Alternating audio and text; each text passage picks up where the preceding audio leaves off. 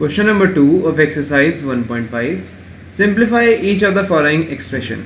तो सबसे पहला पार्ट है 3 plus root 3 into 2 plus root 2. इन पार्ट्स को हमें सिंप्लीफाई करना है और इनका हमें सोल्यूशन निकालना है, क्या इसका फाइनल आंसर होगा.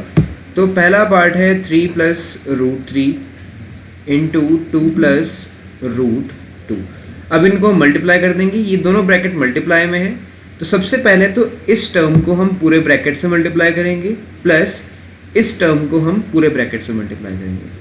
तो पहले मैं इससे कर रहा हूँ इंटू, तो 3 इंटू 2 प्लस 3 इंटू रूट 2. ये मैंने ऐसे किया, पहले इस पूरे ब्रैकेट को 3 से मल्टीप्लाई किया, वो मैंने यहाँ पे लिख दिया. अब मैं इस पूरे ब्रैकेट को रूट 3 से मल्टीप्लाई कर रहा हूँ, तो ये हो जाएगा 2 रूट 3. रूट 3 से 2 को मल्टीप्लाई किया 2 रूट 3 प्लस रूट 3 से रूट 2 को मल्टीप्लाई किया, तो ये हो गया रूट 3 इंटू रूट 2. तो ये हो जाएगा 6 plus 3 root 2 plus 2 root 3 plus root 6. तो इस तरह से हमारा ये फर्स्ट पार्ट कंप्लीट हो गया है. अब इसके बाद करते हैं हम सेकंड पार्ट. सेकंड पार्ट को भी हम बिल्कुल इसी तरह से सॉल्व कर सकते हैं.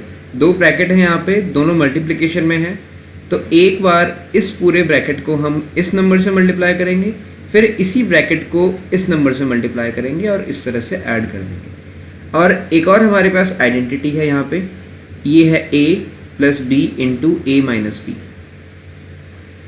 ए plus B into A minus B, ये होता है A square minus B square. तो यहाँ पर a का काम कर रहा है 3 और b का काम कर रहा है रूट 3. a यहाँ पे 3 हो जाएगा और b यहाँ पे रूट 3 हो जाएगा. तो 3 plus root 3 into 3 minus root 3. तो ये किसके इक्वल हो जाएगा? ये हो जाएगा 3 का स्क्वायर माइनस रूट 3 का होल स्क्वायर, इसके इक्वल हो जाएगा. इस आइडेंटिटी को यूज करके हमने यहाँ पे ये लिखा है. तो अब 3 का स्क्वायर हो जाता है 9 और रूट 3 का स्क्वायर हो जाता है 3. तो 9 में से 3 अगर हम सब्ट्रैक्ट कर देंगे तो ये आ जाएगा 6. तो ये है हमारा आंसर. अब इस क्वेश्चन को हम जैसे हमने पिछला क्वेश्चन किया उस तरह से भी कर सकते हैं. ये दोनों ब्रैकेट हैं, इन दोनों को हम मल्टीप्लाई करेंगे तो भी यही आंसर आएगा. अब करते हैं third part solve. Third part में हमें क्वेश्चन दे रखा है रूट 5 प्लस रूट 2 का होल स्क्वायर. तो होल स्क्वायर की हमें प्रॉपर्टी पता है, a प्लस बी का होल स्क्वायर. इसका हम फॉर्मूला लिख लेंगे. तो ये होता है a square plus B square plus 2ab. और अगर यहाँ पे नेगेटिव होता, माइनस बी होता है यहाँ पे, तो यहाँ पे 2ab के आगे नेगेटिव आ जाता है. तो a square plus B square plus 2ab, ये इसका फॉर्मूला होता है. और हमारे पास क्वेश्चन है रूट 5 प्लस रूट 2 का whole square.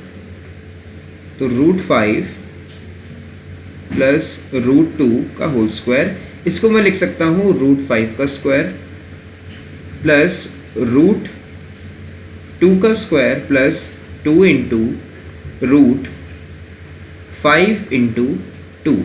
Root 5 into root 2 को मैंने लिख दिया रूट के अंदर 5 इंटू 2. हम इसको ऐसे भी लिख सकते हैं, रूट 5 और इंटू रूट 2.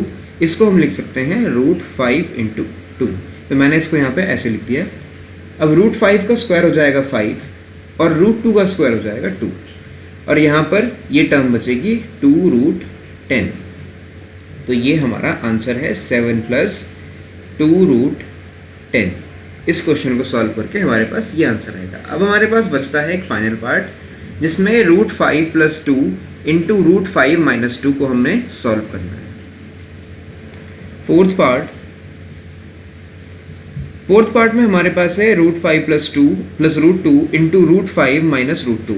तो हम फिर से वही प्रॉपर्टी लगाएंगे, a plus B into A minus B, ये इक्वल होगा a square minus B square के.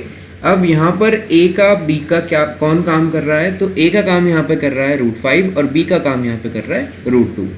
तो हम यहाँ पे सीधा प्रॉपर्टी यूज करेंगे, रूट 5 का स्क्वायर माइनस रूट 2 का स्क्वायर. तो रूट 5 का स्क्वायर होता है 5 और 2 का स्क्वायर होता है रूट 2 का स्क्वायर होता है 2. तो यहाँ से इन्हें सिंप्लीफाई करके आंसर आ जाएगा 3. तो ये है हमारा इस क्वेश्चन का इस पार्ट का आंसर।